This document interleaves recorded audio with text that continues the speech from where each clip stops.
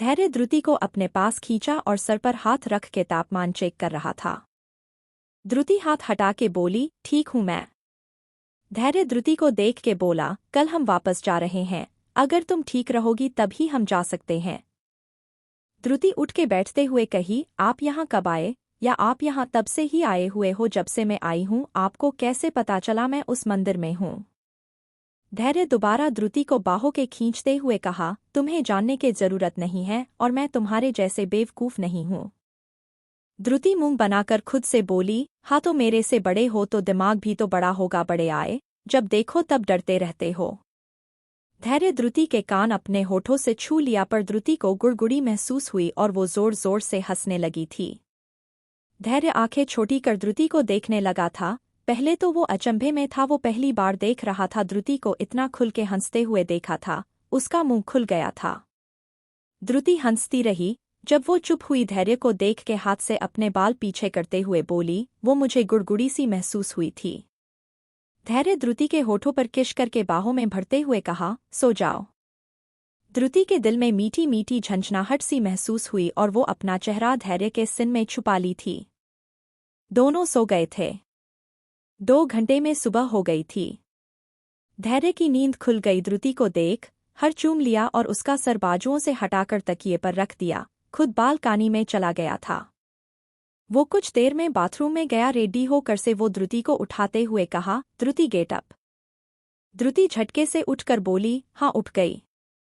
धैर्य बेड के पास आकर कमर पर हाथ रख के बोला, तुम्हारी सारी हरकतें ऐसे ही बच्चों जैसी है क्या।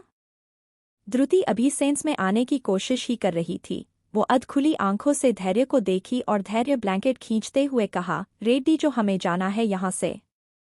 द्रुति आंखें मलते हुए बड़बड़ाते हुए बाथरूम की तरफ जाते हुए कही, बच्ची से शादी कर ली और बोलते हैं बच्चों वाली हरकतें। धैर्य द्रुति को देखते हुए कहा, मैं सुन रहा हूँ। द्रुति तेजी से भागते हुए बाथरूम चली गई। कुछ देर में बाहर निकली। दोनों रेडी होकर वहां से निकल गए थे। ट्रिप खत्म हो चुकी थी। धैर्य और द्रुति वापस मेंशन आ रहे थे। द्रुति की आंखें चढ़ी हुई थी। धैर्य फोन में देखते हुए कहा, नेक्स्ट टाइम से ध्यान रखना, फ्लाइट की विंडो से बाहर देखने से पहले सामने रखे हेडफोन को पहनकर देखना चाहिए। द्रुति आंखें बंद कर खुद से बोली, इस पर मैं इन्हें शाबाशी दूं, जब मुझे चक्कर और सर दर्द से फटा जा रहा तब बता रहा है ये यमराज बदतमीज। धैर्य द्रुति का बाल खींचते हुए कहा, मन में भी इतनी जोर से मत बोलो कि मुझे यहाँ तक सुनाई से रहा है।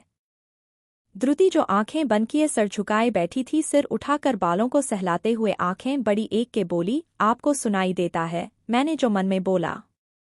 द्रुति बड़ी ही मासूमियत से पूछी थी। धैर्य अपने पलके चढ़ा लिया था। द्रुति अपने मुंह पर हाथ रख के कुछ से बोली, अरे अब क्या करूं, इन्हें तो मेरी मन की बातें भी सुनाई देती है। धैर्य दोबारा बोला, मुझे फिर से सुनाई दे रही हैं। द्रुति झट से मुंह पर उंगली रख के बैठ गई थी।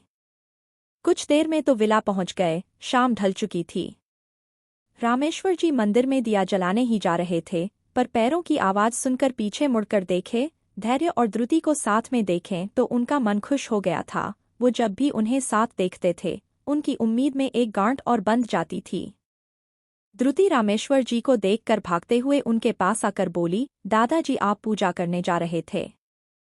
रामेश्वर जी द्रुति का सर चूम कर बोले, आप नहीं थी तो हम ही कर ले रहे थे, आपने पोते से तो उम्मीद कर नहीं सकते थे। स्नेहल प्यार से बोली, दादाजी आप बैठो हम कर लेंगे, हम स्नान करके आने हैं। रामेश्वर जी हाँ में सर हिला दिए। द्रुति जाने लगी कि रामेश्वर जी टोकते हुए बोली, बेटा इसे भी लजा नहीं तो मुझे घूरता रहेगा, सच बात हमेशा कड़वी लगती है इसे। द्रुति सर खुजाकर नीचे आई और धैर्य का हाथ पकड़ के बोली, आप पहले फ्रेश हो जाओ उसके बाद मैं हो जाऊंगी।